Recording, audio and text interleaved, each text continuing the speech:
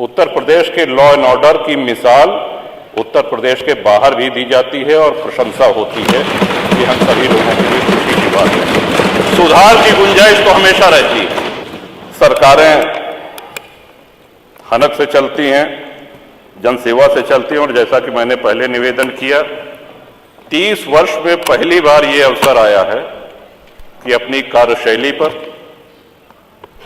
अपने कार्यकलाप पर योगी जी के नेतृत्व में सरकार दोबारा आई है, रिपीट हुई है, और ये बहुत बड़ी उपलब्धि है, बहुत बड़ी उपलब्धि है। कि मैंने आज जहां हर तरफ, ठीक है,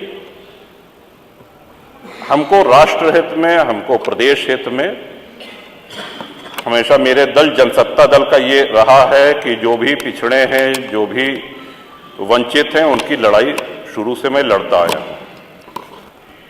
लेकिन वहीं ये भी सराहनीय है कि आप जिस आसन पर बैठे हैं, उस आसन पर बैठने वाले आदरणीय अध्यक्ष जी, अगर देखा जाए कि उनकी विधानसभा में उनके सजातीय कितने लोग हैं। या माननीय संसदीय कार्य मंत्री जी बैठे हैं, शाहजहांपुर से लगातार 9वीं बार निर्वाचित होकर के आए हैं। कितने खन्ना मतदाता होंगे अपनी कार्यशैली से, अपनी संघर्ष क्षमता से और अपने व्यवहार से। क्योंकि विकास ही सब कुछ नहीं होता, बहुत आवश्यक है। हम सब लोग यहां बैठ करके विकास की ही चर्चा करते हैं, लेकिन जनता जो हमारा आकलन करती है, विकास के साथ साथ हमारा व्यवहार कैसा है, हम कितना उपलब्ध रहते हैं, हम जनसेवा करने के लिए कितना तत्पर रहते हैं, इस पर हमारा आकलन होता है। लोग इसलिए विकास की अपनी बहुत महत्वपूर्ण भूमिका से हम इनकार नहीं कर रहे हैं, लेकिन बहुत से ऐसे विधायक हैं, बहुत से ऐसे सांसद हैं जिनके क्षेत्र में उन्होंने बहुत विकास किया लेकिन चुनाव नहीं जीत सके, इसलिए कि उनके व्यवहार में, उनके क्रियाकलाप में कुछ कमियां थी। तो इसके साथ साथ जनता की सेवा हम बेहतर ढंग से कर सकें और जनता से जुड़े हुए मुद्दे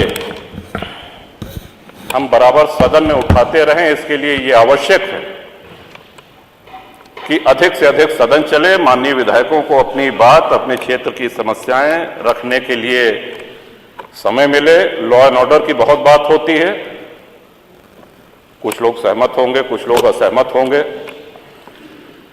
लेकिन यही लोकतंत्र की खूबसूरती भी है। उत्तर प्रदेश के लॉ एंड ऑर्डर की मिसाल उत्तर प्रदेश के बाहर भी दी जाती है और प्रशंसा होती है। ये हम सभी लोगों के लिए खुशी की बात है। सुधार की गुंजाइश तो हमेशा रहती है। जो हमने ये दस्तावेज तैयार किया है, जो राज्यपाल का अभिभाषण है, जो बजट अभिभाषण है, इसमें सुधार नहीं हो सकता, ऐसा मानना ये उचित नहीं होगा। सुधार की गुंजाइश बिल्कुल रहती है, सदैव रहती है। और जैसा कि मैंने पहले कहा, अपनी बात समाप्त करते हुए उसको फिर से दोहराता हूं कि कोई भी सरकार इतनी अच्छी नहीं होती है जितना सत्ता पक्ष बताता है, और इतनी बुरी भी नहीं होती है। और मैं ये कहना चाहता हूं कि सरकारें न इतनी अच्छी होती हैं जितना सत्ता पक्ष कहता है, और सरकारें न इतनी बुरी होती हैं जितना विपक्ष बताता है। और हम यहां जो भी बोलते हैं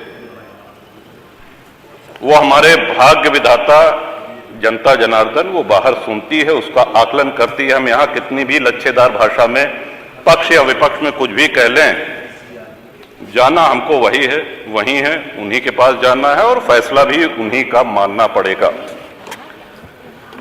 श्रीमान, सड़क, बिजली, पानी, ये ऐसी चीजें हैं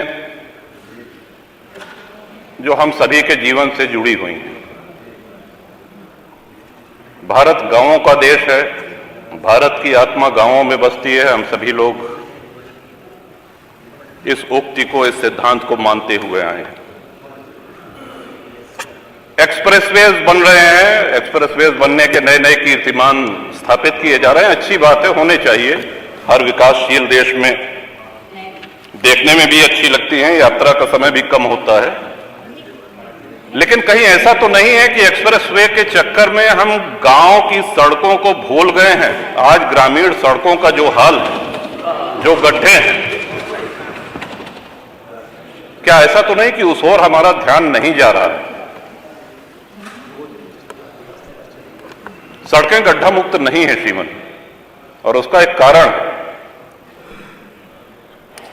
कि जिस क्षमता पे ग्रामीण सड़कें बनाई जाती हैं, कभी हुआ करता था कि ट्रक जो है उसमें 6 चक्के हुआ करते थे। ग्रामीण सड़कों की भार वहन क्षमता 9 टन से अधिक नहीं होती है। आज 52 टन के ट्रक 20 चक्के 22 चक्के उस पर चल रहे हैं और भार वहन क्षमता उसकी 9 टन पर स्क्वायर इंच PSI है। तो सड़कें तो टूटेंगी, आप कब तक गड्ढे भरवाते रहेंगे? ये हम सभी के क्षेत्रों से जुड़ी हुई समस्या है श्रीमान। तो या तो ऐसे 10-20 चक्के वाले जो ट्रक है, जो 15-20 चक्के वाले ट्रक हैं, इनको वर्जित कर दिया जाए। एक अधिकतम उसकी भार वहन सीमा निर्धारित कर दी जाए कि इससे अधिक भारी ट्रक ग्रामीण सड़कों पर नहीं चलेंगे, और या तो फिर ग्रामीण सड़कें उस मानक के अनुसार बनाई जाएं कि ट्रक गुजर जाने के बाद अगर साइकिल और मोटरसाइकिल से या सामान्य यात्री उस सड़क पे चल रहा है तो उसको भी गड्ढा मुक्त सड़क का अनुभव हो, आनंद मिले। ये बहुत ही गंभीर विषय है श्रीमान।